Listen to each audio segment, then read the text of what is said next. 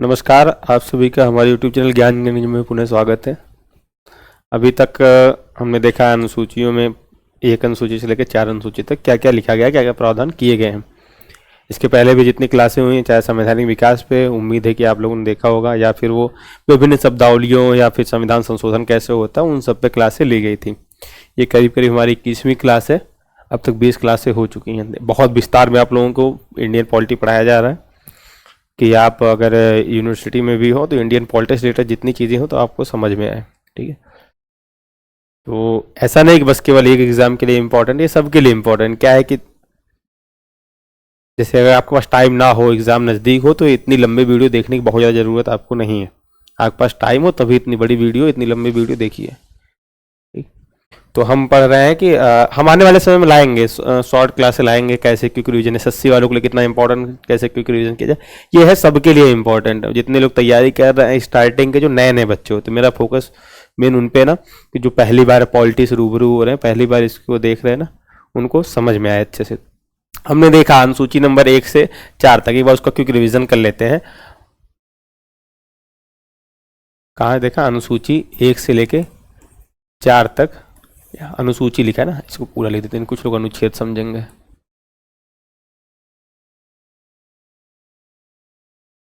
अनुसूची, ठीक है, 1 से 4 तक हमने जो है अब तक देख लिया है। इनको क्विक रिवीजन करते हैं, एक बार समझते हैं इसमें जो है क्या क्या बातें, क्योंकि बहुत डिटेल में वहाँ पढ़ाया गया, संशोधन पढ़ाए गए, कई सारे आपको जो है वाद भी पढ़ा दिए गए वहाँ पे, तो कन्फ्यूजन हो सकती है। क्विक रिवीजन के लिए जितना एग्जाम के लिए बहुत इंपॉर्टेंट है उतना समझने की जरूरत है अभी यहाँ पे, उतना हम देख लेते हैं कि 1 से लेकर 4 अनुसूची में क्या क्या लिखा गया है, एग्जाम के पॉइंट ऑफ व्यू से क्या क्या इंपॉर्टेंट है।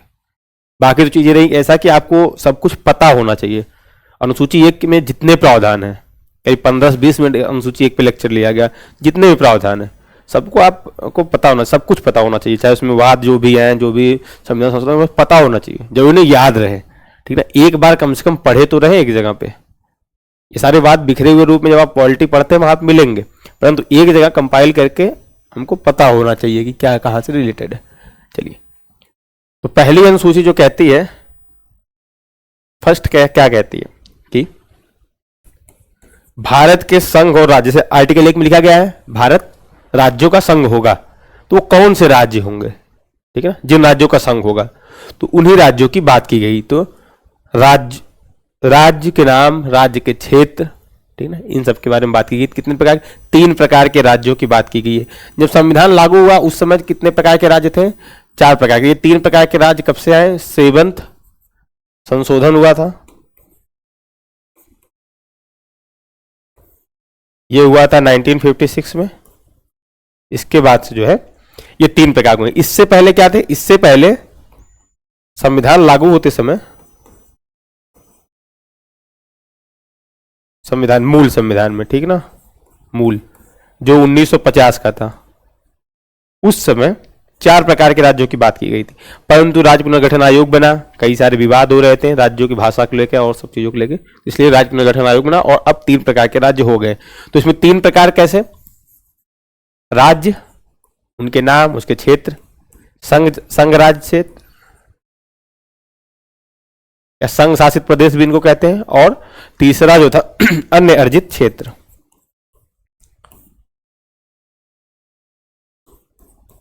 अन्य अर्जित क्षेत्र, ठीक है, ये 3 प्रकार के राज्य वर्तमान में हैं।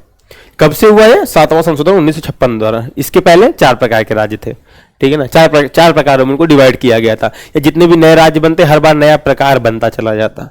लेकिन अब क्या करें, जितने भी राज्य बनेंगे, चाहे वो आने वाले समय में बने, चाहे अभी बने हुए हैं, उनको कहाँ पहले टाइप में भाग 1 में रखा जाएगा, भाग 2 में जितने भी केंद्र राज्य मतलब संघ शासित क्षेत्र बनेंगे, ठीक है ना, उनको रखा जाएगा भाग 2 में, और भाग 3 में अन्य अर्जित क्षेत्र। जैसे गोवा को पुर्तगालियों ने बाद में छोड़ के आजाद किया, तो बाद में भारत ने इसको अपने क्षेत्र में मिलाया, तो इस हिसाब से अन्य अर्जित 3 प्रकार के भागों में डिवाइड कर दिया गया था। अनुसूची ये कितना है कि संघ राज्य क्षेत्र से संबंधित है, उनकी सीमाएं क्या होंगी, उनका नाम क्या होगा। इसके बाद आता है अनुसूची 2, ठीक ना, सेकेंड में क्या लिखा गया है इसको हम समझते हैं। सेकेंड में बात की गई है वेतन दो, वेतन 2 नंबर में है, ठीक है ना। वेतन भत्ते और विशेषाधिकार, वेतन भत्ते विशेषाधिकार,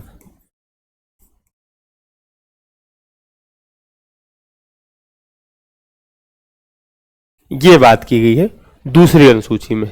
दूसरी अनुसूची में वेतन भत्ते, किसके वेतन भत्ते, ठीक है ना, इनकी बात की गई है। जैसे इसमें कितने 7 प्रकार की बात की गई है, 7 भागों में इसको डिवाइड किया गया है, 7 भागों में बांटा गया है कि किनके किनके वेतन भत्ते इसमें रहेंगे। राष्ट्रपति राज्यपाल पहला भाग, दूसरे में राज्यपाल स्पेशल प्रोविजन कुछ दिया गया राज्यपाल के लिए। उसके बाद सुप्रीम कोर्ट के न्यायाधीश, हाई कोर्ट के न्यायाधीश, फिर सीएजी की बात की जाती है, फिर उसके बाद अन्य जो संवैधानिक पद है उनकी बात, एमपीज एमएलए की भी वेतन भत्ते क्या रहेंगे उन सबकी बात इसमें की जाती है, ठीक है। सीएजी के बाद एमपीज एमएलए के वेतन भत्ते क्या होते हैं उनकी बात की जाती है। यही सब अन्य बातें, इनके वेतन भत्ते विशेषाधिकार जो भी हमारे यहाँ प्रमुख संवैधानिक पद है, चाहे वो यूपीएससी के में, जैसे 7वां प्रकार जो 7वां भाग जो डिवाइड किया गया है उसमें पिछली क्लासों में चर्चा की ना इसमें कि कितने भाग हैं, सारे भागों की डिटेल में चर्चा की गई है। तो 7वें भाग में जो 7वां भाग बना हुआ है उसमें यूपीएससी चेयरमैन या फिर अन्य जो प्रमुख संवैधानिक पद होते हैं उस पर उनके वेतन भत्ते क्या रहेंगे उनकी चर्चा दूसरी अनुसूची में की गई है, ठीक है। फिर देखते हैं हम जो है तीसरी अनुसूची, ठीक। तीसरी अनुसूची में हम देखते हैं,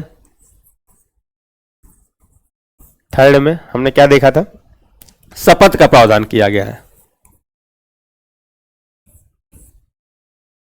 तीसरी अनुसूची में किसी का शपथ का प्रावधान किया गया है।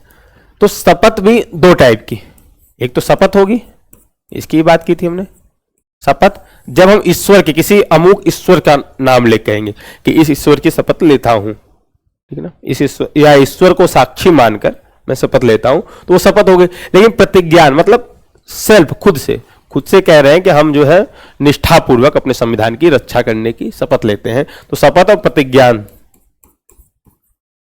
तो हमने देखा इसको जो है 8 प्रकार के शपथ और प्रतिज्ञान की बात की गई है। राष्ट्रपति, राज्यपाल, फिर वहीं पे आता है मंत्री कैसे रहेंगे, राज्य के जो मंत्री होते हैं उनके लिए क्या शपथ का प्रावधान रहेगा, ठीक है ना, उनको शपथ दिलाएगा कौन, ठीक। ये सब चर्चाएं यहाँ पर की गई हैं कि उनके शपथ क्या रहेंगे, ठीक। तो आपको इसमें बहुत डिटेल में आज तो पढ़ानी चाहिए, तो बस रिवाइज क्योंकि रिवीजन के लिए आपको एक क्लासें ली जा रही हैं। तो इसके बाद जो अगला आता है हमारा 4th शेड्यूल। हमने क्या कहा है 4th शेड्यूल में, राज्यसभा में सीटों का आवंटन किस स्टेट को कितनी, जैसे आर्टिकल 80 में कहा गया राज्यसभा में इस स्टेट को स्पेशल प्रोविजन, हर स्टेट के जो है प्रतिनिधि रहेंगे, लेकिन एक राज्यसभा में एक स्टेट की कितनी सीटें रहेंगी ये डिसाइड किया गया है 4th शेड्यूल में।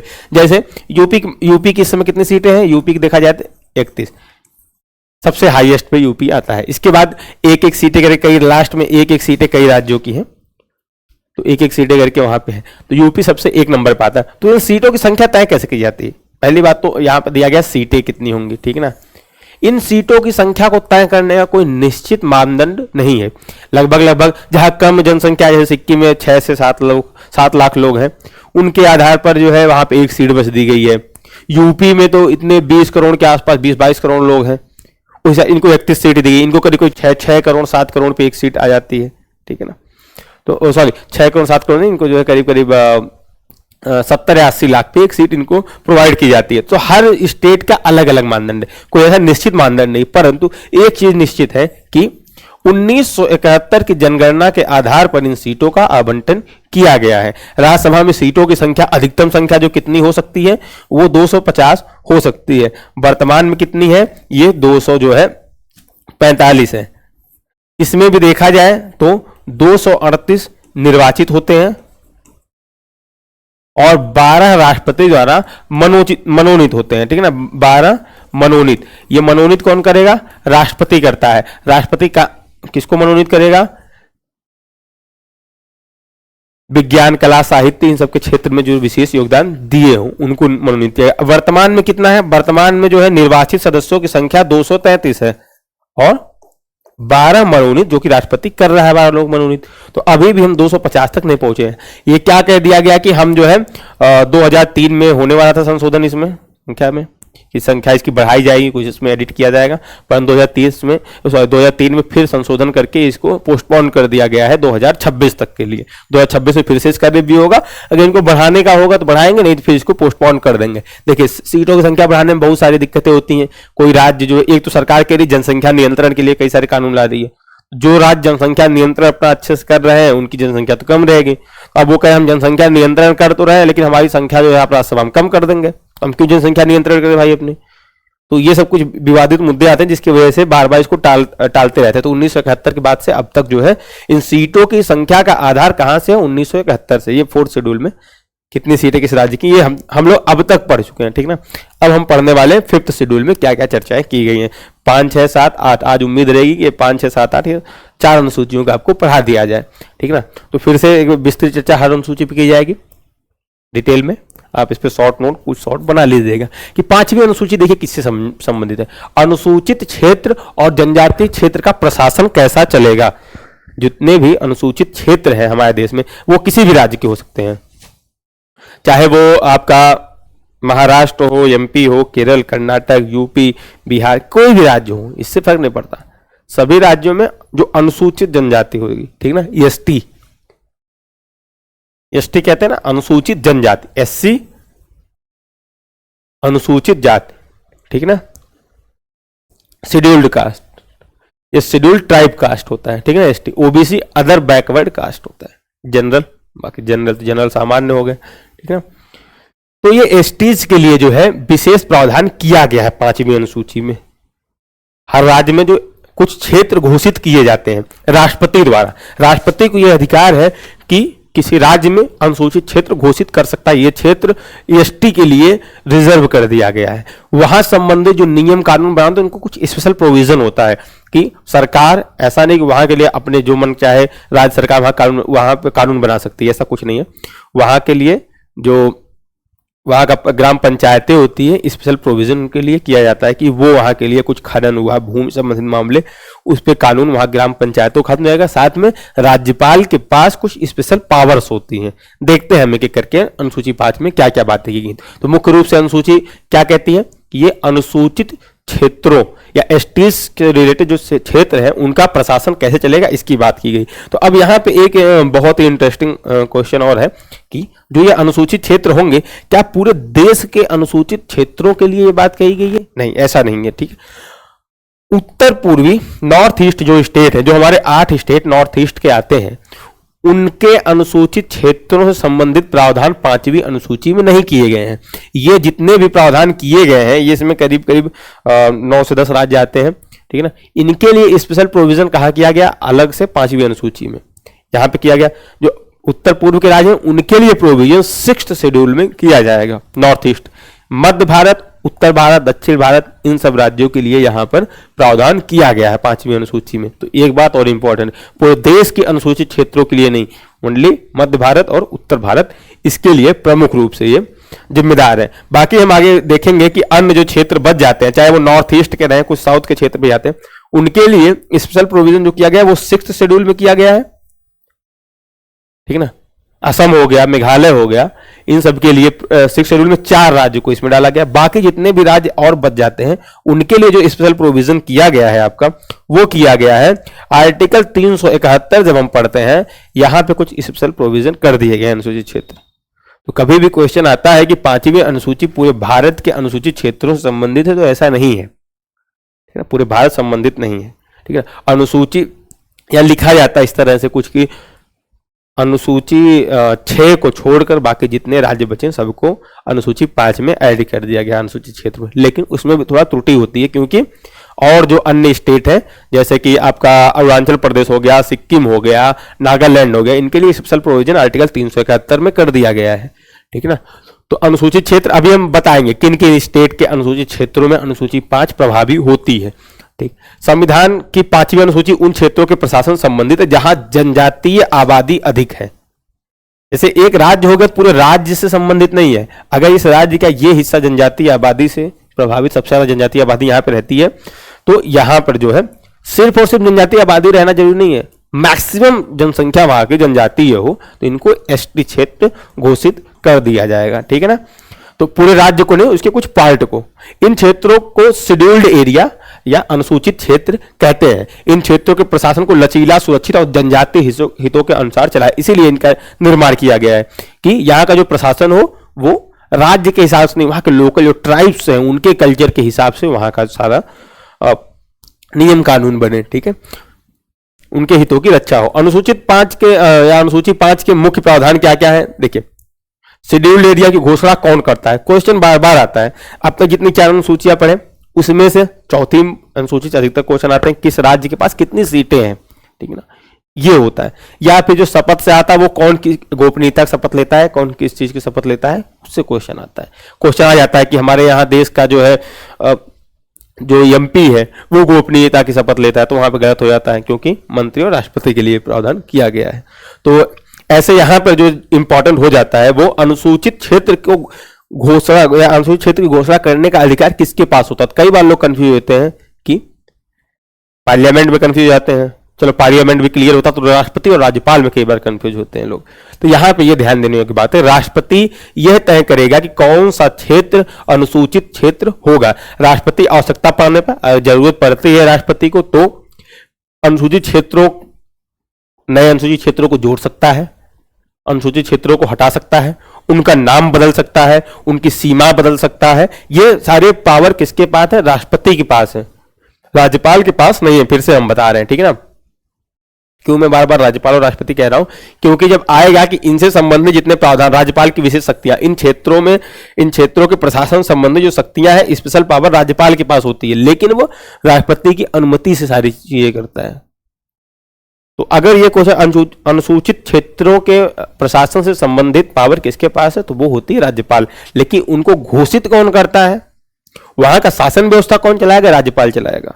परंतु घोषणा करने का अधिकार किसका होता है? वो राष्ट्रपति का। परंतु जो वहां का शासन व्यवस्था भी चलाएगा उसमें भी अंतिम पावर जो होती है वो राष्ट्रपति के पास होती है, ठीक है। राष्ट्रपति चाहे तो राज्यपाल द्वारा बनाया गया कोई भी नियम कानून को ध्वस्त कर सकता है, संशोधित कर सकता है।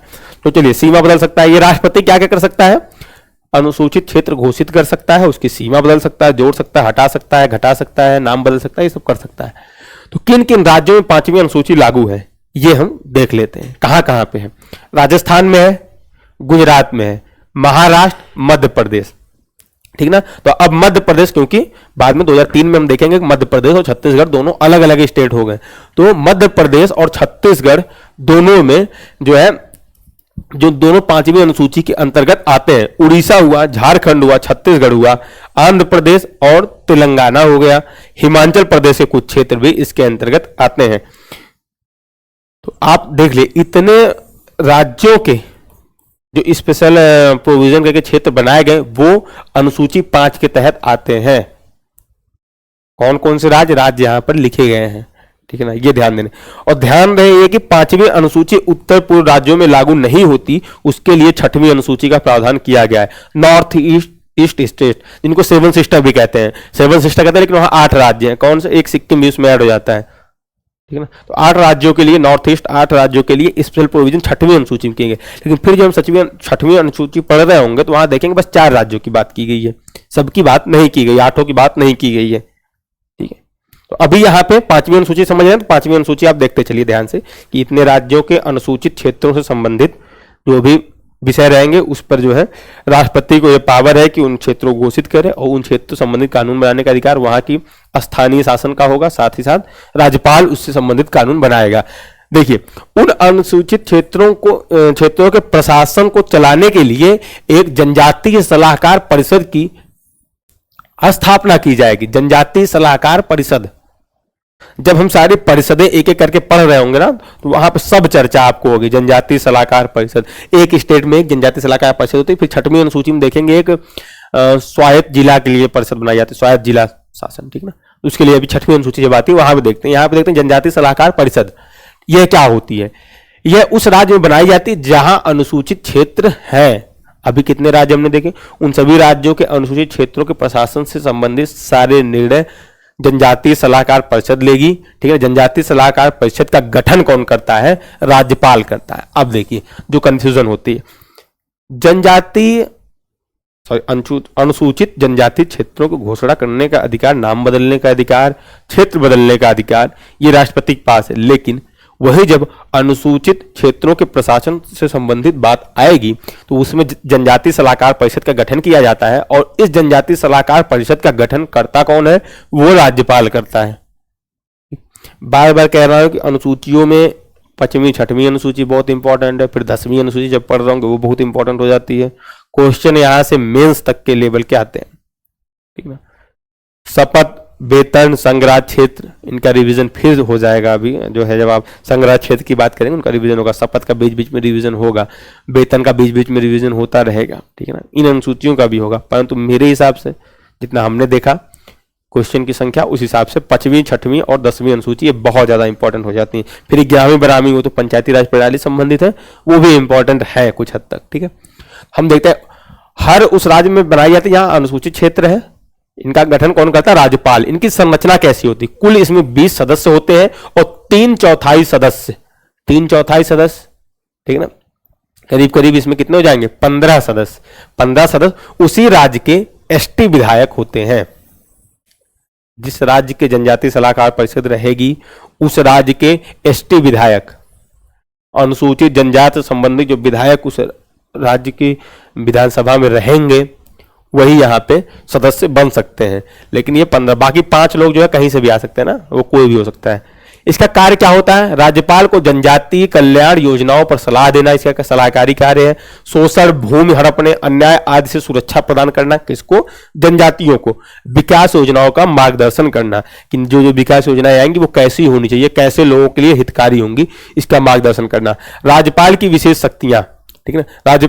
इन क्षेत्रों से संबंधित जो अनुसूचित क्षेत्र होते हैं, अनुसूचित जनजातीय क्षेत्र होते हैं, उनसे संबंधित राज्यपाल के पास स्पेशल पावर्स होती हैं। क्या है?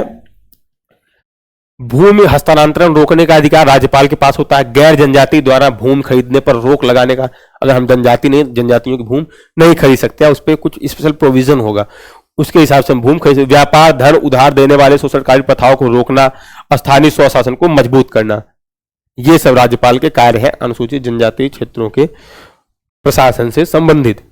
परंतु ये सारे कार्य राष्ट्रपति की अनुमति जरूरी है, राष्ट्रपति इस पर अनुमति देगा तभी, ठीक है। तो यहां भी राष्ट्रपति पावरफुल दिख गया, ठीक है। परंतु वहीं देखा जाए जनजातीय सलाहकार जब परिषद हम बनाते हैं वहां पे राज्यपाल उसका गठन करता है। सदस्य कितने हुए? तो जनजातीय सलाहकार परिषद फिर आपका जब परिषदें हम पढ़ रहे होंगे वहां रिवाइज होगा, परंतु यहां देख लीजिए वो काफी इंपॉर्टेंट हो जाता है। चलिए आगे, केंद्र सरकार की भूमिका क्या होती है जनजातियों के विकास के? केंद्र सरकार अनुसूचित क्षेत्रों के प्रशासन के लिए राज्य को दिशा निर्देश दे सकती है। केंद्र सीधे राष्ट्रपति के माध्यम से सुधार लागू करवा सकता है, इसके लिए ट्राइबल अफेयर मिनिस्ट्री काम करती है। तो जनजातीय सलाहकार के लिए या जनजातियों के कल्याण के लिए ट्राइबल अफेयर मिनिस्ट्री काम करती है केंद्रीय स्तर पर। केंद्र चाहे अनुसूचित क्षेत्रों के प्रशासन के लिए राज्य को दिशा निर्देश दे सकता है, राष्ट्रपति के माध्यम से वहां सुधार लागू करवा सकता है किसी भी राज्य में, ठीक है। तो केंद्र यहाँ पर कहीं ना कहीं पावरफुल दिखता है और होना भी चाहिए, ठीक है। अनुसूचित क्षेत्रों में विकास और संरक्षा, देखिए उनके लिए कुछ स्पेशल प्रोविजन जो किए गए हैं। जनजातियों की भूमि की सुरक्षा कि बिना राज्यपाल की पूर्व अनुमति से राज्यपाल वहां स्पेशल प्रोविजन है, उसके हिसाब से वहां की भूमि का अधिग्रहण हो सकता है, ठीक है ना। वनों और जनजातियों का अधिकार सुरक्षित होता है इससे। सामाजिक सांस्कृतिक संरक्षण, अब जैसे देखिए मान लीजिए जनजातियों का कोई एक उनकी कोई प्रथा है, अब वो तो भारत या फिर स्टेट के लेजिस्लेचर द्वारा कोई नियम कानून से कानून पूरे स्टेट के लिए नहीं बनाया सकता, स्पेशल उस एरिया के लिए कानून बनाया जाए, ज्यादा इंपॉर्टेंट है, ठीक है ना। शिक्षा, स्वास्थ्य, सड़क संचार विकास, मजदूरी, शोषण, कृषि प्रथा पर नियंत्रण। अगर हम वनों का जो है दोहन करते रहें तो जनजातीय वन तो नष्ट होंगे, जनजातियां भी नष्ट होंगी। तो कहीं ना कहीं जनजातियों की सुरक्षा के लिए वनों को सुरक्षित करना बहुत इंपॉर्टेंट है, क्योंकि मैक्सिमम जो जनजातियां वो वनों में ही निवास करती हैं, ठीक है। अगला देखा जाए अब 5वीं अनुसूची से संबंधित प्रमुख संशोधन। तो 5वीं अनुसूची हो सकता है आपको अच्छे से समझ में आ गई और नहीं आई, दोबारा रिवाइज करिए, पीपीटी आप पढ़िएगा, क्लियरिटी होगी। ये सारी के चाहे आने वाले क्लासों में भी होती रहेंगी, तो आप परेशान मत होइए। अब कुछ समझ में ना आ रहा हो तो कमेंट करिए, बाकी हम कोशिश कर रहे हैं। देखिए क्या है, यूट्यूब पे खुद ही क्वेश्चन करना है, खुद ही आंसर लेना है, क्या समझ में आ रहा है आपको क्या नहीं आ रहा है ये खुद ही लगता है कि अच्छा हो सकता है ये चीज़ कंफ्यूज हो रहा हो बच्चा, तो उसको हम जो है यहाँ पर डिस्क्राइब कर देते हैं। हम पढ़े हुए हैं सब कुछ, हम पढ़ाने के क्रम में कई बार क्या लगता है ना, पढ़ाते पढ़ाते लगता है कि अगर हमको आ रहा तो सबको आ रहा होगा, तो उस लेवल तक हम नहीं पहुंच पाते हैं। आपको हो सकता कुछ चीज़ें ना समझ में आ रही तो आप कमेंट करके पूछ सकते हैं, ठीक है ना। जो लोग बाद में 1 साल 2 साल बाद वीडियो देख रहे हैं वो कमेंट करेंगे तो कमेंट देखा जाएगा, कोई इनका सॉल्यूशन निकाला जाएगा कहीं ना कहीं से, ठीक है ना। 7वां संविधान संशोधन 1956 देखते हैं। देखिए इसके क्यों इंपॉर्टेंट है, ये हर जगह आया हुआ है। जितने संविधान संशोधन, राज्यों के पुनर्गठन के बाद अनुसूचित क्षेत्रों की नई सूची निर्धारित की गई है। नए राज्यों के अनुसूचित क्षेत्रों के विस्तार या कमी की गई। जब नए राज्य बन गए तो उन राज्यों के लिए भी अनुसूचित क्षेत्रों की घोषणा करनी पड़ेगी। इसे 73वां 74वां संविधान संशोधन द्वारा जब हमारे यहाँ पंचायती राज प्रणाली जैसी व्यवस्था लाई गई तो अनुसूचित क्षेत्रों, अनुसूचित जनजाति क्षेत्रों में प्रशासन, पंचायत वहां लागू नहीं हुई, उनके लिए पेशा करके एक अधिनियम ला गया 1996 में, ठीक है ना। इसका फुल फॉर्म क्या होता है, पेशा मतलब पंचायत, ई मतलब एक्सटेंशन, शेड्यूल्ड एरिया, ठीक है। पंचायत का विस्तार हो कैसे, शेड्यूल्ड एरिया मतलब अनुसूचित क्षेत्रों में पंचायतों का विस्तार कैसे किया जाए, इसके माध्यम से वो लाया गया। इसमें इस कुछ शॉर्ट में थोड़ा आप समझ लीजिए कि जब हम पंचायती राज प्रणाली पढ़ोगे, पंचायतें पढ़ रहे होंगे, उसके जस्ट बाद आपको जो है पेशा वहां पढ़ाया जाएगा, ये परेशान होने की जरूरत नहीं। लेकिन यहाँ पे थोड़ा हिंट बस आप समझ लीजिए कि जो ग्राम पंचायतें होती हैं और जो पेशा के तहत गठित अनुसूचित क्षेत्रों में पंचायतें होती, दोनों में अंतर क्या है। अपनी जो सामान्य पंचायतें होती हैं इनके पास कुछ सीमित अधिकार होते हैं कानून बनाने के, परंतु अनुसूचित क्षेत्रों की जो पंचायतें उनके पास विस्तृत अधिकार, अधिक विषय होते हैं कानून बनाने के लिए। जब अनुसूचित 7 हम पढ़ रहे होंगे तो वहां देखेंगे 7 विषय को डिवाइड किया गया है, तो वैसे पंचायतों को भी कुछ विषय पे कानून बनाने का अधिकार दिया गया है। लेकिन जब अनुसूचित क्षेत्रों की पंचायतों की बात करेंगे तो उनको और ज्यादा विषय दिए गए, और ज्यादा पावर दे दी गई है सामान्य पंचायतों की अपेक्षा। बस इतना मोटी मोटा अंतर जानते रहिए। पेशा के तहत जो पंचायत एक्सटेंशन किया गया उसके तहत क्या क्या है, ये देखिए यहाँ पे थोड़ा बहुत आपको डिटेल दिया गया है, ठीक है ना। 89वां संविधान संशोधन 2003 में किया गया। इसमें जो है राष्ट्रीय अनुसूचित जनजाति आयोग बनाया गया। तो आयोग जहां पढ़ रहे होंगे उनको वहां पे आयोग की चर्चा होगी, ठीक है ना। तो SC ST OBC इन सबके विकास के लिए अलग अलग आयोग बनाए गए हैं, हर जनजाति के विकास के लिए। उस आयोग का एक स्पेशल अध्यक्ष होता है, सब कुछ प्रोविजन किए गए हैं। इससे जो प्रमुख वाद है, चाहे समता केस होगा, चाहे नियामगिरी केस हुआ, उड़ीसा माइनिंग कॉर्पोरेशन, ऐसे कई सारे केस हैं। ये आप केस देखिए, बहुत ज्यादा डिस्क्राइब करने की इसमें आवश्यकता नहीं है। अब हम आते हैं 6वीं अनुसूची पर। अभी हमने 25वीं अनुसूची देखी, अब 6वीं अनुसूची, ये भी अनुसूचित क्षेत्रों, अनुसूचित जनजातियों से संबंधित है, ST से संबंधित ये भी अनुसूची है। परंतु 5वें में पूरे राज्य में पूर्वोत्तर हम छोड़ दिए, तो उन्हीं पूर्वोत्तर राज्यों में 4 राज्यों, असम, मेघालय, त्रिपुरा, मिजोरम, असम, मेघालय, त्रिपुरा, मिजोरम, इन 4 राज्यों के अनुसूचित क्षेत्रों के लिए स्पेशल प्रोविजन किए गए। तो 6वीं अनुसूची किन राज्यों पर लागू होती है, देखिए यहाँ पर दिया गया है, असम, मेघालय, त्रिपुरा, मिजोरम, नॉर्थ ईस्ट के इन बस 4 राज्यों पे। अन्य राज्यों पर नागालैंड, मणिपुर, अरुणाचल प्रदेश पर 6वीं अनुसूची, यहाँ पे सिक्किम भी ऐड कर लीजिए, तो इन पे 6वीं अनुसूची लागू नहीं होती है। इनके लिए 371 में स्पेशल प्रोविजन किए गए। 371 वहां पे एक और देखेंगे, असम के लिए भी स्पेशल प्रोविजन वहां पे फिर से कर दिया गया है, तो हम समझेंगे, ठीक है ना। तो अभी यहाँ 6वीं अनुसूची पढ़ रहे हैं, तो ये देख लेते हैं कि असम, मेघालय, त्रिपुरा और मिजोरम के अनुसूचित क्षेत्रों के प्रशासन से संबंधित सारे प्रावधान अनुसूची 6 में कर दिए गए हैं। फिर से पढ़ते हैं, देखिए अनुसूची 6, ट्राइबल एरिया का प्रशासन, ठीक है। यह अनुसूची पूर्वोत्तर भारत के जनजातीय क्षेत्रों, पूर्वोत्तर भारत के लिए विशेष प्रशासनिक व्यवस्था प्रदान करती है। इसे संविधान के भाग 21 करीब 368 से शुरू होता है और जाता है 392 आर्टिकल तक ये होता है। परंतु इसमें कई सारे प्रावधान जो ऐसे वो निश्चित कर दिए गए हैं, निकाल दिए गए हैं, तो कई सारे आर्टिकल आपके खाली हो जाते हैं, ठीक है। तो भाग 21 के तहत इन सबको रखा गया है, पूर्वोत्तर के जितने भी राज्य आते हैं।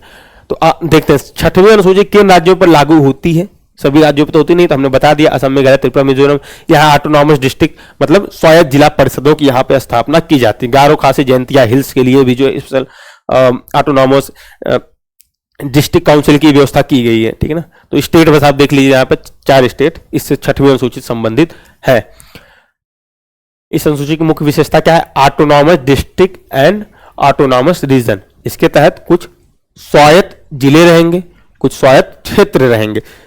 स्वायत्त क्षेत्र, स्वायत्त जिलों की घोषणा की जाती है।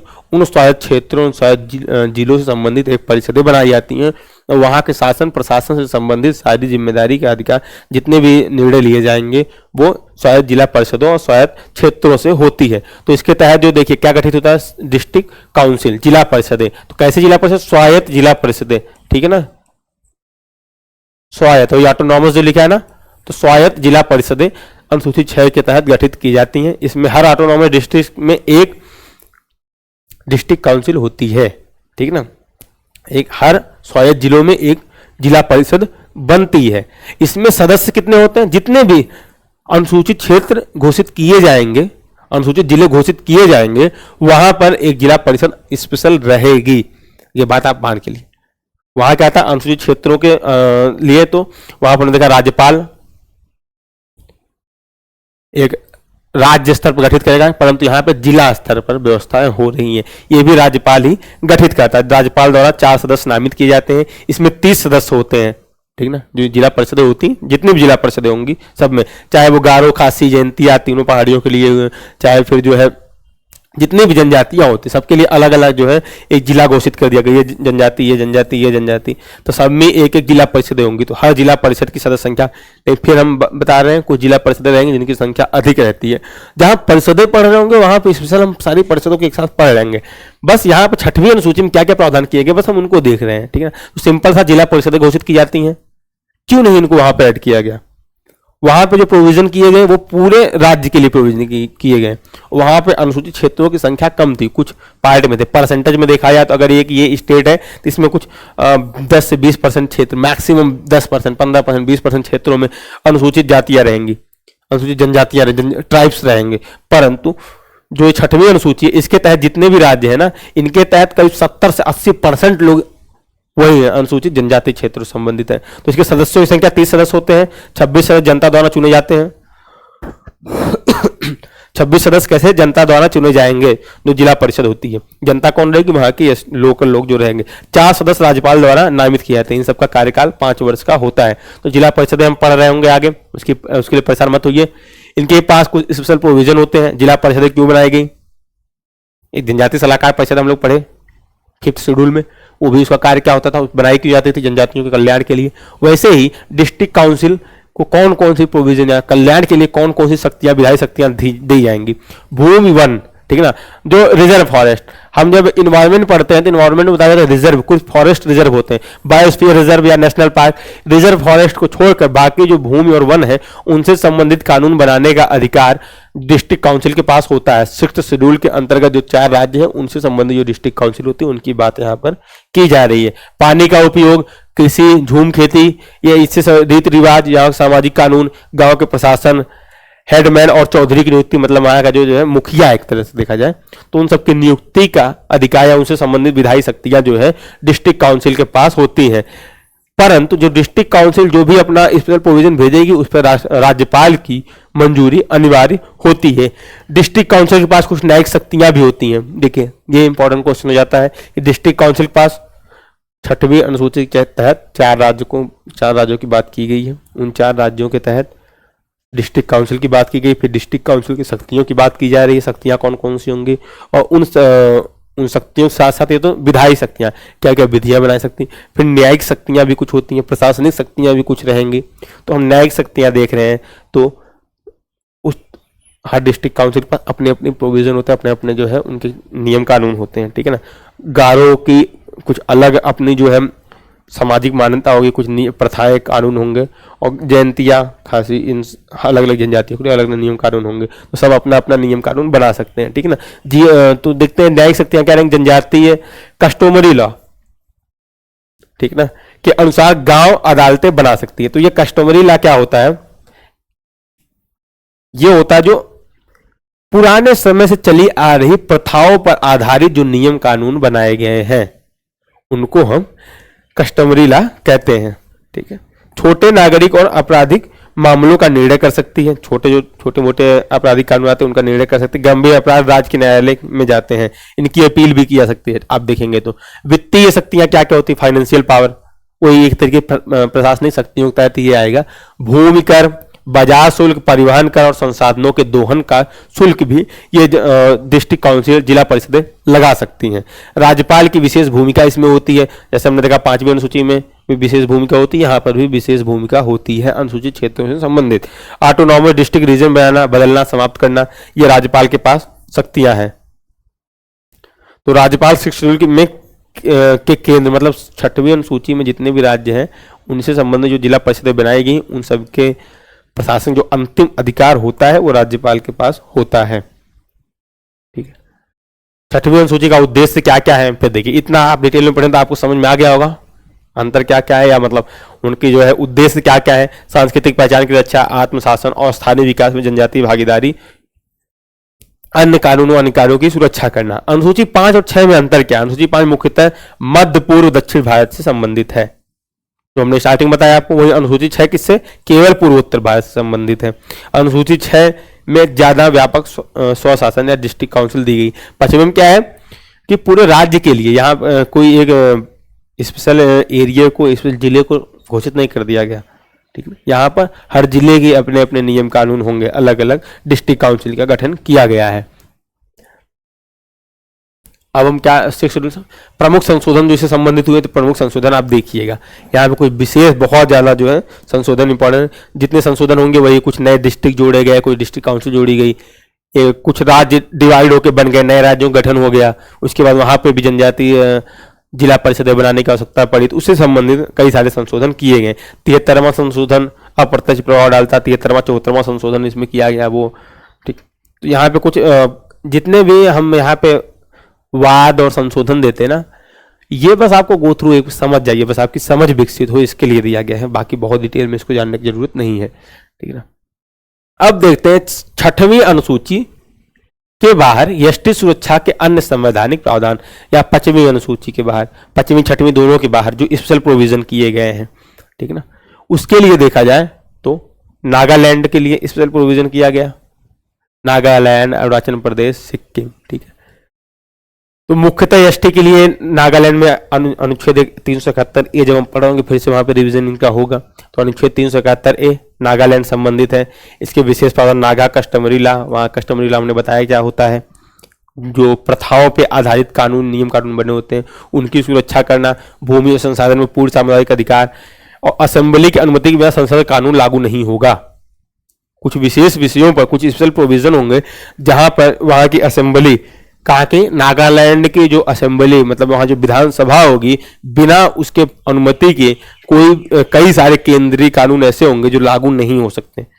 देखिए कितनी स्पेशल पावर उसको दी गई है। ऐसे आर्टिकल 371 बी हम देखेंगे 6वीं अनुसूची में भी असम की बात की गई, यहाँ पर आर्टिकल 371 बी स्पेशल प्रोविजन फिर से दे दिया गया। असम 6वीं अनुसूची के बाहर भी ऑटोनॉमस काउंसिल बनाए गए, कहे कार्बी आंगलांग और नॉर्थ सचर हिल, क्योंकि ये नेशनल पॉइंट ऑफ व्यू से काफी इंपॉर्टेंट हिल्स थी। ठीक है ना, तो इनके लिए कानून बनाने की आवश्यकता फिर से पड़ी।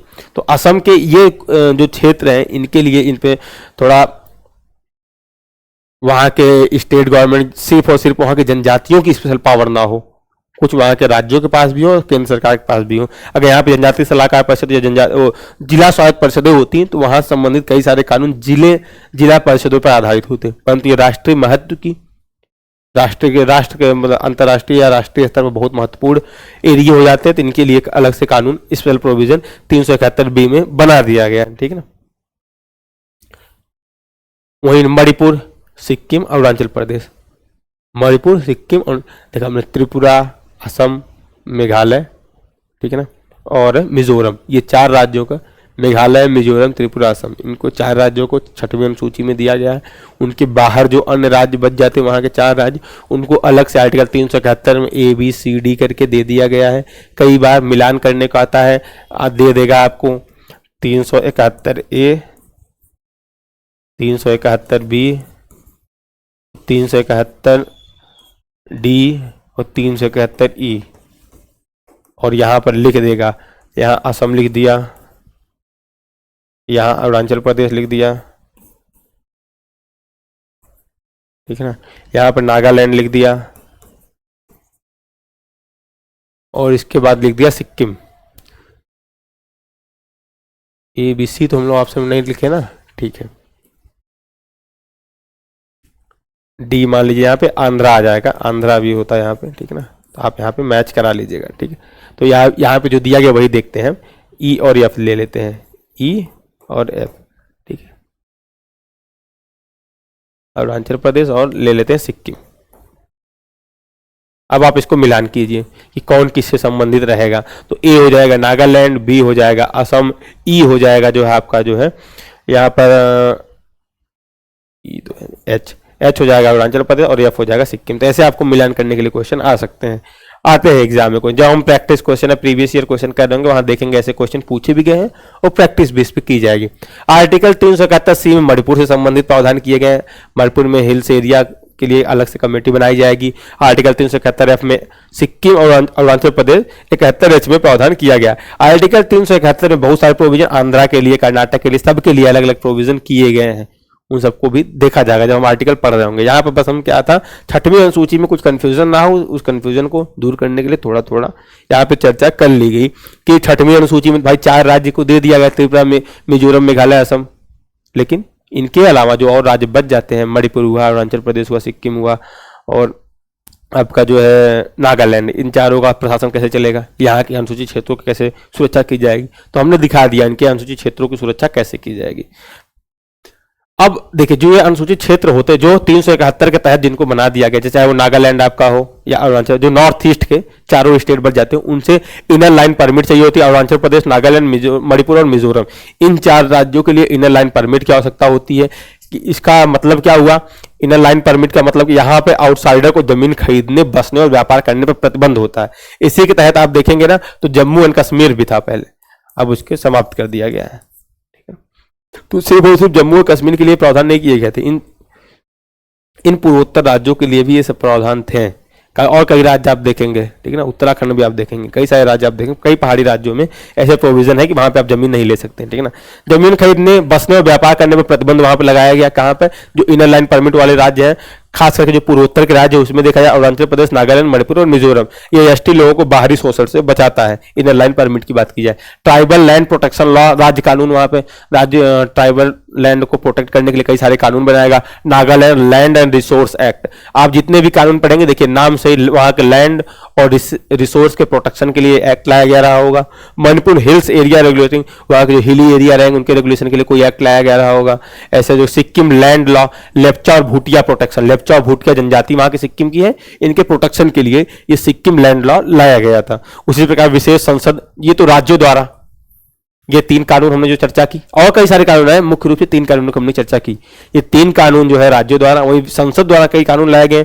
North Eastern Area Reorganisation Act, इसके माध्यम से कई राज्यों को जो है, असम को तोड़ कई राज्य बनाए गए, नए नए राज्यों का गठन हुआ, नए राज्य बने, कुछ केंद्र शासित राज्यों को राज्य का दर्जा दे दिया गया, ऐसे राज्यों का निर्माण हुआ। यहाँ पे Bodoland territorial council act Assam, Manipur district council act, ये सारे एक्ट लाए गए हैं।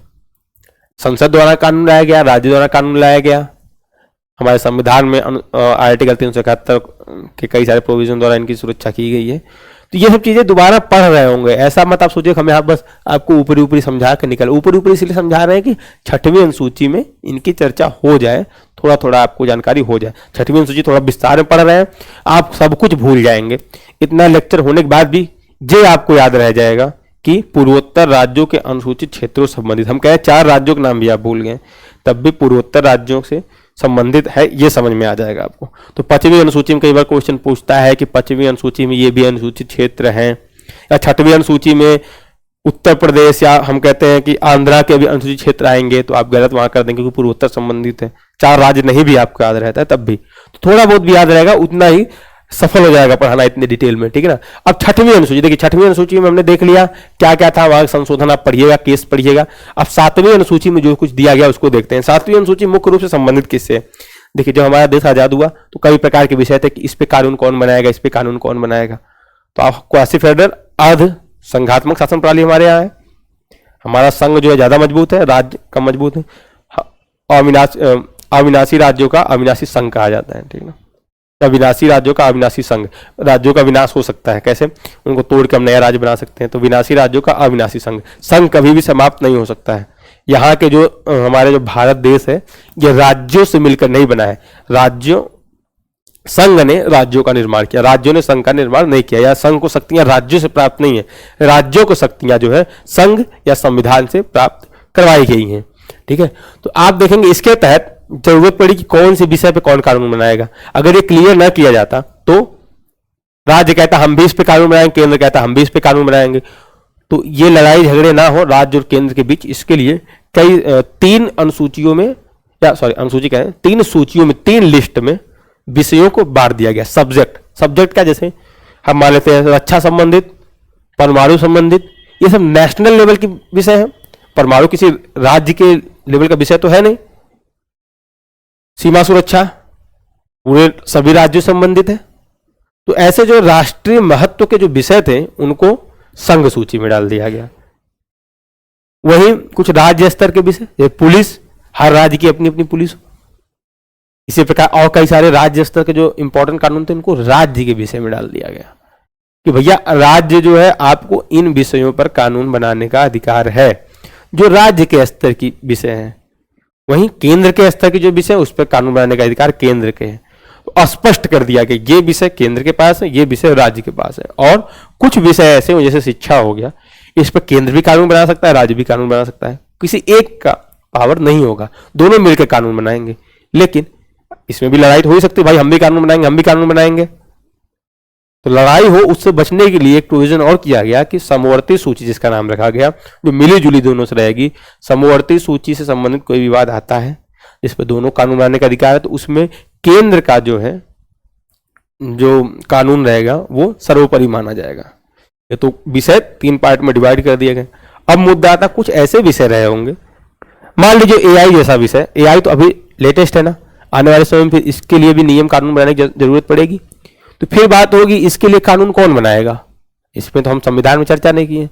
तो जो ऐसे अपशिष्ट विषय होते हैं, अपशिष्ट विषयों पर कानून बनाने का अधिकार संघ के पास होता है। ये सब चर्चाएं इसमें की गई हैं। तो हम एक एक करके देखते हैं कि क्यों किया गया, तीन सूचियां क्यों बनाई गई।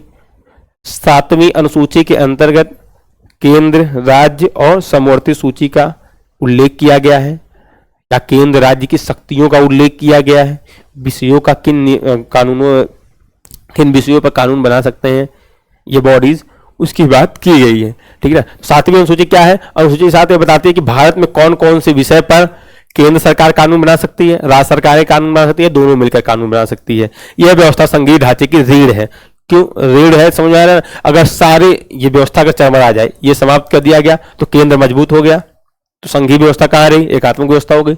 अब वहीं पर राज्य के पास सब पावर दे दी गई, तब भी राज्यों के पास ही पावर है, फिर वहां पर संघात्मक व्यवस्था कहाँ रहेगी। तो इस हिसाब से जो है संघीय ढांचे की ये बैकबोन है। यह अनुसूची किस अनुच्छेद से जुड़ी हुई, अगर अनुच्छेद इससे प्रभावित देखा जाए, जब अनुच्छेद की चर्चा कर रहे हैं वहां फिर से बात आएगी। तो आर्टिकल 246, 246 2, 246 3, यूनियन लिस्ट की बात 246 1 में की गई, कंकरेंट लिस्ट की 246 2 में और 246 3 में स्टेट लिस्ट। बस इनकी चर्चा कर दी गई है, इसमें कुछ स्पेशल वहां पे बात नहीं की गई कि इसमें कौन से विषय रहेंगे, क्या विषय रहेंगे। अब मान लीजिए इसी प्रोविजन को हम मूल संविधान में ऐड कर दिए होते हैं, एक तो इतना विस्तृत विषय है, उसके बाद ऐड कर दिए, आए दिन इसमें संशोधन करना पड़ता, तो फिर लीपाप होती है। तो इससे बचने के लिए फिर से मैंने अनुसूची बनाई थी और इसमें सब कुछ डाल दिया। ऐसे जनजातीय क्षेत्रों संबंधित भी जो कानून बनाए जाएंगे, बार बार उसके लिए अलग अलग कानून बनाए जाएंगे, तो लीपाप होती है, बचने के लिए अनुसूचियों का निर्माण किया गया, आपको क्लियर होना चाहिए। तो 7वीं अनुसूची क्या है कि केंद्र राज्य सरकार दोनों मिलकर कौन कौन से कानून बना सकती हैं, इसकी व्यवस्था की गई है। संबंधित आर्टिकल 246 1 2 3, ठीक है ना, अलग अलग नहीं पढ़े, आप देख लीजिए यहाँ पे लिखा गया। यूनियन लिस्ट के तहत 98 विषय रखे गए हैं। वर्तमान की बात हो रही, जब संविधान लागू हुआ था उस समय विषय जो थे संघ सूची के अंतर्गत 97 थे, अब कितने हो गए 98। और राज्य सूची के तहत 66 विषय थे, 66 विषय थे, अब 59 विषय हो गए हैं। और वहीं समवर्ती सूची के अंतर्गत 47 विषय थे, अब 52 विषय हो गए हैं। ठीक है ना, तो देखा जाए तो राज्य सूची की विषयों की संख्या घटाई गई, वहीं जो है समवर्ती सूची और संघ सूची की विषयों की संख्या बढ़ाई गई। कहीं ना कहीं इन सूचियों का उदय कहां से हुआ, अगर हम जो है संवैधानिक विकास पढ़े हुए तो वहां देखेंगे 1935 का अधिनियम। याद आ रहा है आपको, नहीं याद आ रहा है, कुछ लोग नए यहाँ से जुड़े हुए हैं तो जाके पुरानी क्लास देखिए, 1935 का अधिनियम जहाँ पढ़ाया गया वहां बताया गया कि सूचियों का उदय कब से हुआ, कैसे हुआ। ठीक है, तो यूनियन लिस्ट के अंदर 98 विषय नेशनल इंपॉर्टेंट के, चाहे रक्षा हो, विदेश मामले हो। अब हर राज्य विदेश मामले संबंधित विषय पे कानून बनाएगा नहीं, तो विदेश मामले हो, डिफेंस हो, बैंकिंग हो, रेलवे हो, इनसे संबंधित कानून बनाने का अधिकार केंद्र सरकार के पास। तो ऐसे 98 विषय, सारे विषय हम एक एक करके यहाँ पे दिए गए हैं, अभी आपको दिखाते हैं। स्टेट लिस्ट के अंदर 59 विषय, 59 विषय है। लोकल इंपॉर्टेंस के विषय जैसे पुलिस हुआ, वहां की स्वास्थ्य हुआ, और एग्रीकल्चर, वहां की कृषि से संबंधित जो भी कानून बनाएंगे वो राज्य के पास है। कंकरेंट लिस्ट के अंदर क्या आ जाएंगे, सेंटर स्टेट दोनों कानून बनाएंगे, लेकिन मैंने फिर बताया आपको, पहले बता चुके हैं कि इनसे विवाद होगा तो माना जाएगा किसका, सेंटर का। दोनों बना सकते हैं, जैसे एजुकेशन, फॉरेस्ट, मैरिज और इलेक्ट्रिसिटी, ऐसे विषय जो है कंकरेंट लिस्ट के अंतर्गत डाल दिए गए। तो यूनियन लिस्ट में अब देखिए तीनों लिस्ट बना दी गई, तीनों लिस्ट की चर्चा देखिए आगे आप कहाँ गया, कितने विषय हैं, सारे विषय यहाँ पर दे दिए गए। तो आप विषय को लेकर कंफ्यूज मत होइएगा, आगे आपको सारे विषय दे दिए गए। हम देखते हैं जितने भी लिस्ट बनाएगी यूनियन लिस्ट में कभी संशोधन करना पड़े। जैसे देखा पहले हमने जो है 97 थे 98 हो गए, ठीक है ना। तो ये जो संशोधन हुए ये कैसे होते हैं, या जब मन आया रात में सपना आया सुबह जो है कोई भी हम स्टेट लिस्ट सब्जेक्ट उठा के यूनियन लिस्ट में डाल दिए। हमने बात की थी संविधान संशोधन कैसे होते हैं संविधान संशोधन वाली क्लास में। वैसे कुछ संशोधन किए गए, वो संशोधन किस आधार पर होते हैं, बहुमत की बात की थी, विशेष बहुमत, विशिष्ट बहुमत, उन सब की चर्चा अब यहाँ पर होगी। उम्मीद है कि बहुमत आपको पता होगा, नहीं पता होगा तो आप देखिए। इसीलिए बहुमत जैसी व्यवस्था पहले पढ़ा दी गई, संशोधन जैसी व्यवस्था पहले पढ़ा दी गई। संशोधन बार बार उल्लेख होगा या बहुमत उल्लेख होगा, तो वो कैसे होता है संशोधन, बहुमत क्या होता है, ठीक है। तो यूनियन लिस्ट केंद्र वाले विषय जैसे डिफेंस, रेलवे, बैंकिंग आदि में इसमें संशोधन कर सकती है केवल संसद। तो ये तो सामान्य सी बात है कि केंद्र संबंधित कोई विषय होगा उसमें सिर्फ संसद संशोधन कर सकती है। प्रक्रिया क्या होगी, संसद विशेष बहुमत से, मतलब प्रभावी बहुमत एक हमने पढ़ा था, ठीक है ना। कुल सदस्य संख्या का, अगर हम यहां पर एग्जाम्पल के रूप में राज्यसभा की सदस्य संख्या लेते हैं, कुल सदस्य संख्या अभी 245 है, इसका आधा 50% +1, ठीक है ना, 50% से +1 या आगे कितने भी हो, इस 50% ज्यादा होना चाहिए। इसका 50% अगर आप निकालेंगे तो कितना हो जाएगा, 123, 122.5 आएगा। कोई इंसान आधा तो होगा नहीं, तो 123 मिनिमम इतने सदस्य चाहिए होंगे, ठीक है ना। किसके लिए, कोई संशोधन करना है संघ सूची में, संघ सूची में संशोधन करना है तो 123 सदस्य राज्यसभा में, राज्यसभा की बस चर्चा कर रहे हैं, एक एग्जाम्पल हम ले रहे हैं। उपस्थित और मतदान करने वालों का 2/3, ठीक है ना। मान लीजिए उस दिन उपस्थित हम मानते हैं कि 150 लोग हैं, 150 का 2/3 आप निकालेंगे तो आएगा 100। तो क्या 150 लोगों ने मतदान किया, ठीक है ना, मतलब 150 लोगों ने पक्ष में मतदान किया, इसके किसी भी संशोधन के, जो यूनियन लिस्ट में संशोधन होना है। 150 लोगों ने कहा कि हम पक्ष में इसमें जो है वोट देते हैं, ठीक। अब यहां पे 100 आया रिजल्ट, क्या ये 100 123 से ज्यादा है, 123 के बराबर नहीं है, तो अभी भी संघ सूची में हम संशोधन नहीं कर सकते हैं।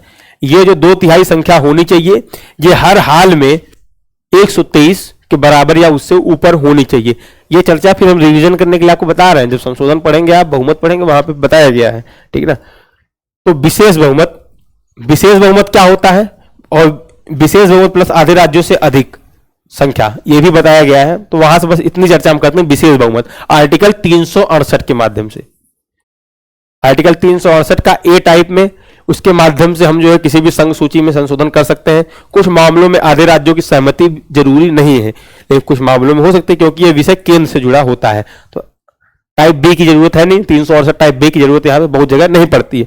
उदाहरण के लिए 42वें संविधान संशोधन 1976, कुछ सब्जेक्ट स्टेट से हटकर कंकरेंट लिस्ट में चले गए, तो ये तो चलिए पढ़ेंगे अभी उनमें संशोधन कैसे होता है। स्टेट लिस्ट में संशोधन कैसे होता है, स्टेट लिस्ट में संशोधन अगर करना है तो यदि संसद स्टेट लिस्ट में एंट्री बदलना चाहे, उनकी संख्या घटाना या बढ़ाना चाहे, तो उसके लिए जैसे हमने देखा 66 से घट के कितने हो गए, 59 हो गए, तो वो कैसे हुए, संख्या कैसे घट गई, तो वो देखा जाए तो आर्टिकल 368 बी टाइप आप जब देखेंगे, टाइप बी 368 बी टाइप, ए टाइप प्लस आधे राज्यों से अधिक विधानसभाओं द्वारा सहमति होनी चाहिए, क्योंकि यह राज्यों की शक्ति से जुड़ा हुआ मामला है। ऐसी कोई व्यवस्था अगर आएगी उसके माध्यम से हम राज्य सूची के विषय को संघ सूची के विषय में डाल सकते हैं। ठीक है, वही हो गया।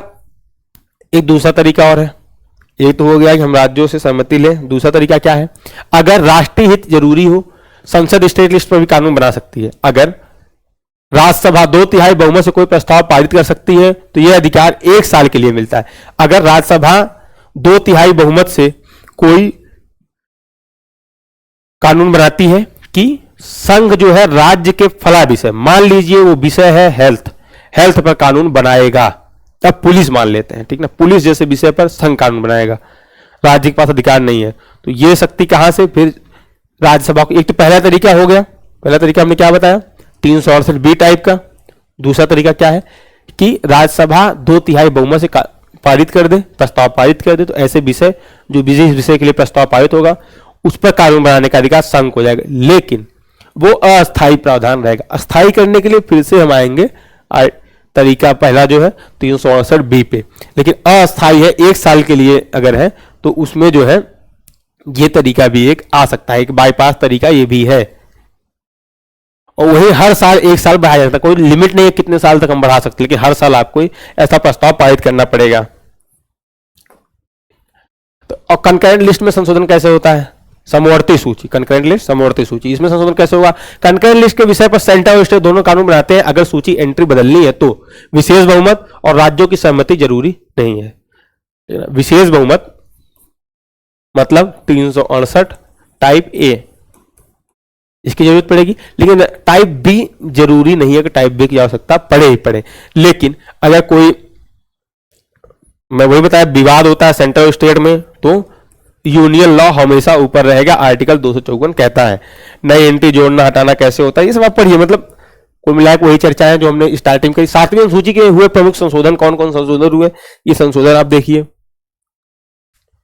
महत्वपूर्ण केस से संबंधित जो है, केशवानंद भारतीवाद भी आया था, यहाँ पे चर्चा हो रही है, ठीक है ना। इसके बाद यूनियन लिस्ट में बस आप एक बार पढ़ जाइएगा जितने भी विषय हैं, ठीक है, सबको राष्ट्रीय सुरक्षा और सेना विदेश मामले संबंधित जो विषय, जैसे रक्षा, नौसेना, वायुसेना, रक्षा उपकरण, जितने भी 98 विषय हैं, 30 देखिए यहां पे दे दिया गया है आपको, 60, 30 यहां पे, 79, उसके बाद 80 से 98 तक केंद्रीय के विषय जो राष्ट्रीय महत्व संबंधी मुद्दे, मतलब मैंने 79 तक दिया है और आपको कुछ नहीं दिया गया है। स्टेट लिस्ट में 59 विषय, उन 59 विषय की चर्चा यहाँ पे करी गई है। वैसे कंकरेंट लिस्ट के जितने विषय हैं उनकी चर्चा यहाँ पे की गई है। तो आप ये सब, आपका दायित्व है कि आप ये सब एक एक चीजें पढ़िए। अब ऐसा थोड़ी है कि हम पहला, दूसरा, तीसरा, चौथा सब रटाते चले, रटाना उद्देश्य, आप तो इसको पढ़ भी सकते हैं, इसमें कोई समझाने वाली बात नहीं है। अब हम आते हैं अनुसूची 8 पर। 7 किसे संबंधित है, संघ राज्य समवर्ती सूची या विषय संबंधित थी। 8वीं अनुसूची कितनी कैसी है, भाषा से संबंधित। जब हमारा देश आजाद हो रहा था, एक मिनट देख लें, वीडियो लंबित नहीं हो रही है आपकी वीडियो, चलिए अभी हो सकता है ये अनुसूची हम खत्म कर दे। 8वीं अनुसूची में क्या, भाषा। जब हमारा देश आजाद हुआ उस समय क्या था, कई सारी भाषाएं थी, तो कौन सी भाषाओं को 8वीं अनुसूची में शामिल किया, सबसे बड़ा मुद्दा तो यही आ गया, ठीक ना। तो 8वीं अनुसूची में ये डिसाइड किया गया 14 भाषाओं को हम शामिल करेंगे। वो 14 भाषाएं कौन कौन सी थी ये देखेंगे। उससे पहले हम समझते हैं कि 8वीं अनुसूची के तहत किसी भी भाषा को अगर ऐड कर दिया जाता है तो उससे फायदा क्या होगा। अनुसूचित भाषा घोषित कर दी, अनुसूचित भाषा घोषित कर दी जाती है तो उससे फायदा क्या होगा, उसका उद्देश्य क्या होता है। तो अनुसूची 8 भारतीय संविधान की मान्यता प्राप्त भाषाओं की सूची है। किसी भाषा को मान्यता दे दिया गया। वर्तमान में ऐसी 22 भाषाएं हैं और भाषाएं जोड़े जाने की अनुशंसा की गई है, लेकिन वो भविष्य की बात है, उसको आप बाद में एडिट करिएगा। तो 8वीं अनुसूची के तहत वर्तमान में 22 भाषाएं हैं, ठीक है ना। मूल संविधान में 14 भाषाएं थी। अनुसूची 8 का उद्देश्य क्या होता है, भारत की विभिन्न भाषाओं को संवैधानिक मान्यता देना, संविधान में उनका उल्लेख कर देना, भाषाओं के विकास और प्रचार का दायित्व केंद्र पर डालना। अगर कोई भी भाषा अनुसूची 8 में शामिल हो जाती है तो उस भाषा से संबंधित जो भी विकास या प्रचार या उसके विकास से संबंधित जो जितने भी कार्य किए जाएंगे वो केंद्र सरकार उसमें जो है अपनी भूमिका निभाएगी। ऐसा नहीं किसी एक भाषा को विकास करने लगे, सबको समान रूप से देखेगी। मनुष्य की मातृभाषा को संरक्षण देना, राज्यों को शिक्षा प्रशासन में भाषा चुनने की स्वतंत्रता।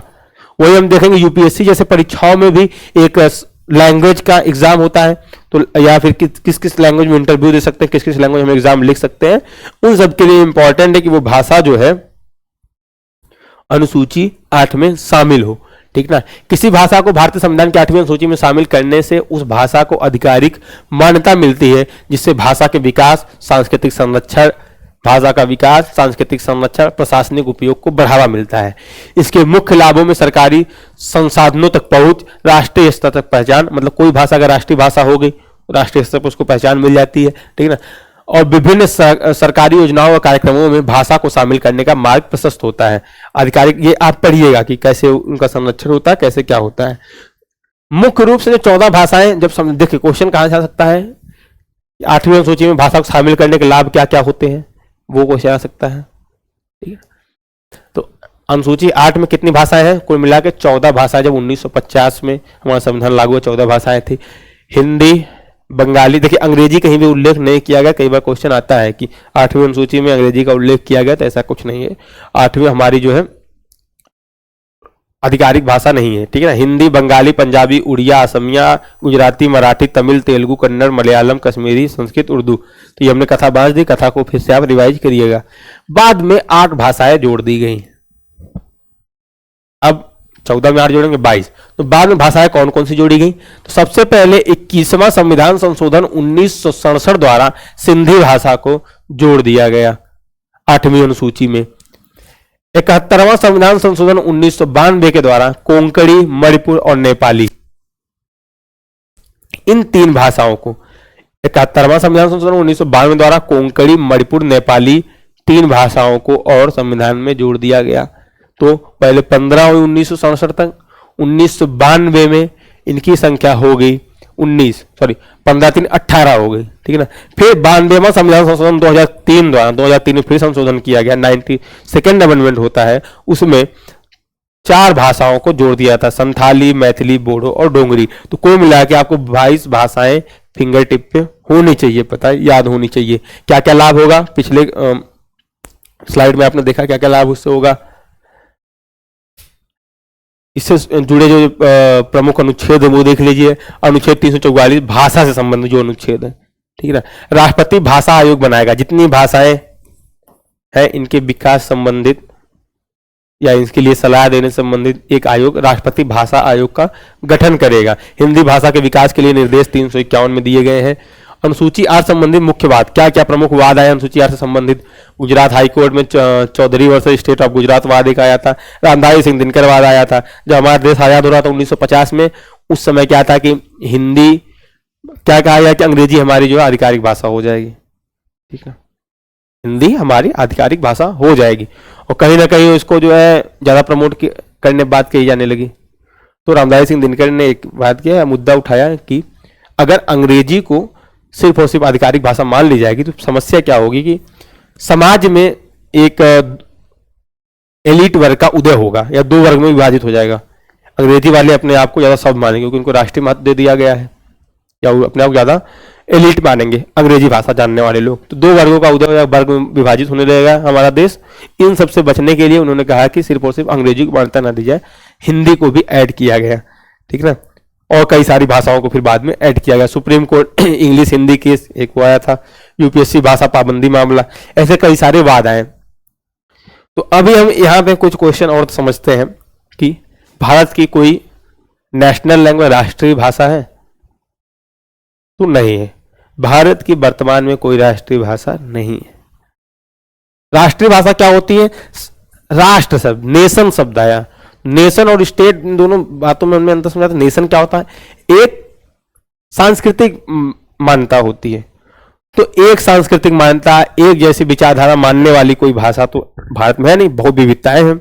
इसलिए भारत की राष्ट्रीय भाषा घोषित किया है ना, कि जो कि पूरे देश में बोली जाती हो, पूरे देश की परंपराओं और संस्कृतियों संबंधित हो, ऐसी कोई भाषा भारत में नहीं थी। तो किसी एक भाषा को नेशनल भाषा का दर्जा नहीं दिया जा सकता था।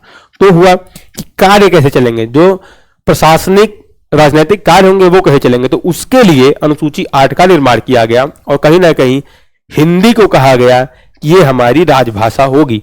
राजभाषा मतलब कि राजकाज चलाने के लिए भाषाएं।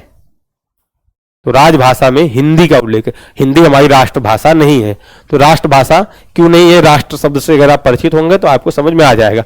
अब कुछ भाषाएं शास्त्रीय भाषाएं भी होती है। अनुसूची 8 में इनकी चर्चा, मतलब अनुसूची 8 की संबंधित नहीं है, परंतु कुछ हमारी शास्त्रीय भाषाएं हैं। ये जितनी शास्त्रीय भाषाएं ना, इन सबको कहीं ना कहीं आप देखेंगे, चाहे मलयालम, उड़िया, संस्कृत, कन्नड़, तमिल, तेलुगु, ये सब आप देखेंगे कि आपके अनुसूची 8 से जुड़ी हुई हैं। लेकिन ऐसा नहीं शास्त्रीय भाषाओं का उल्लेख अनुसूची 8 में किया गया है, ठीक है ना, शास्त्रीय भाषाएं अलग हैं। तो वर्तमान में ऐसी 6 भाषाएं जिन्हें भारत में शास्त्रीय भाषा का दर्जा दिया गया है। तमिल 2004 में घोषित की गई इसको हमारी शास्त्रीय भाषा, संस्कृत 2005 में, ऐसे कन्नड़, तेलुगु, मलयालम और उड़िया, इन सभी शास्त्रीय भाषाओं को संविधान की 8वीं अनुसूची में सूचीबद्ध है। मतलब सारे देखेंगे आप कहीं ना कहीं 8वीं अनुसूची में आपको मिलेंगी, ठीक है ना। संस्कृत मंत्रालय शास्त्रीय भाषाओं के संबंध में, देखिए कोई भाषा शास्त्रीय भाषा है ये कौन डिसाइड करेगा, तो यहां पर लिखा गया संस्कृति मंत्रालय, ये डिसाइड करेगा कोई भाषा शास्त्रीय भाषा है। साथ में उस भाषा का इतिहास 1500 से 2000 वर्ष पुराना होना चाहिए, एक कंडीशन ये है। साथ ही साथ उसका कंडीशन क्या है, प्राचीन साहित्य और ग्रंथ होने चाहिए उससे संबंधित, और किसी अन्य भाषा से उधार ना ली गई हो। ये पॉइंट का साहित्यिक परंपरा मौलिकता हो किसी अन्य, हाँ, किसी अन्य भाषाई समुदाय द्वारा ना ली गई हो। ऐसा नहीं किसी भाषा से हमने उधार ले लिया है, वहां से उससे मिलकर बनी है, तो ऐसा नहीं होना चाहिए। शास्त्रीय भाषा और साहित्य आधुनिक भाषा और साहित्य से भिन्न है, इसलिए इसके बाद के रूपों में के बीच असमानता भी हो सकती है। मतलब ये पॉइंट उतना इंपॉर्टेंट नहीं है। कोई भाषा शास्त्रीय भाषा हो तो ये 3 प्रमुख बिंदु आपको पता होना चाहिए। उनका 1500 से 2000 वर्ष पुराना इतिहास होना चाहिए, साथ ही वो प्राचीन साहित्य उसके मिलने चाहिए। बहुत सारे लोगों में, जिसे बोलने वाले लोगों की पीढ़ियों द्वारा एक मूल्यवान विरासत माना जाता है। मतलब उनका प्राचीन साहित्य, प्राचीन ग्रंथ हो, 1500 से 2000 वर्ष पुरानी हो, और किसी भाषा से या किसी समुदाय से उधार न ली गई हो, ठीक है ना। इसका प्रचार का लाभ क्या होगा भाई, देखिए शास्त्रीय भाषा जब प्रचार होगा तो उनसे लाभ तो आप गेस कर सकते हैं, आप यहाँ पढ़िएगा। तो इस हिसाब से लगभग आपकी सारी पीपीटी यहाँ पे खत्म हो गई। अनुसूची 8 तक हमने चर्चा कर ली है। अब 9, 10, 11, 12 4 अनुसूची आपकी और बचती है। उम्मीद है कि अनुसूची आपको समझ में आ रही होगी। इतने विस्तार से इसलिए पढ़ाए जा रहे हैं कि आप अगर 90-95% भूल जाए, 5% भी आपको याद होगा ना, तो भी आप एग्जाम में कर ले जाएंगे। लेकिन अगर 5 ही % हम पढ़ाते ना और उसका 95% आप भूल जाते तो फिर बेड़ा गर्क हो जाता कि एग्जाम फिर नहीं निकल पाता, ठीक है। तो हम इतने डिटेल में पढ़ा रहे हैं, उम्मीद है कि आप पढ़िए और कुछ आपके जो साथी हैं उनके साथ शेयर करिए, उन लोगों को प्रोवाइड करवाइए। वीडियो लगातार आप देखते रहिए। उम्मीद है कि आपको इस चैनल के माध्यम से आने वाले 1 आध साल के अंदर सारे सब्जेक्ट में इतना महारथी बना दिया जाएगा। एग्जाम के पॉइंट ऑफ व्यू से उतना ज्यादा अभी हम किसी एग्जाम फोकस्ड नहीं है कि हम यूपीएससी वाले तैयारी करवा रहे हैं, एसएससी वाली तैयारी, ऐसा नहीं है। ये सबके लिए आवश्यक है। जो भारत का एक नागरिक है, तैयारी कर रहा है, इतना जानना चाहिए। तो ये किसी एग्जाम ओरिएंटेड तो है नहीं, हम एक एक चीज आपको रटाते चले। हमारा उद्देश्य है नहीं कि आपको बस फैक्ट बता के निकल जाए और फैक्ट आपके एग्जाम में आ गया, आपने निकाल लिया। एग्जाम ओरिएंटेड क्लास चल नहीं रही है, ये बेसिक क्लास है, थियरी क्लास है, सब कुछ आपको पता होना चाहिए। फिर जब एग्जाम ओरिएंटेड चलेगी तो आप देखेंगे बस इंपॉर्टेंट पॉइंट फोकस करते हम चले जाएंगे। ज्यादा 1 घंटे में जो है, 1 घंटे के आधे घंटे में 12 अनुसूची खत्म हो जाएगी आपकी, उसे सारे इंपॉर्टेंट फैक्ट हम बता के निकल जाएंगे। तो ठीक है ना। तो ये क्लास सिर्फ और सिर्फ एग्जाम के लिए नहीं है, ये आपके एग्जाम के लिए बैकबोन एक है। एक आपकी न्यू तैयार हो रही है, अभी बेस तैयार हो रहा है। बेस के बाद फिर जो है स्ट्रक्चर तैयार होगी आपकी कि इस एग्जाम की तैयारी कर रहे हैं, इसे न्यू बन गई, उसके ऊपर जो है आप अच्छे से बेस बनाइए। चलिए धन्यवाद, फिर मिलेंगे अगली क्लास में।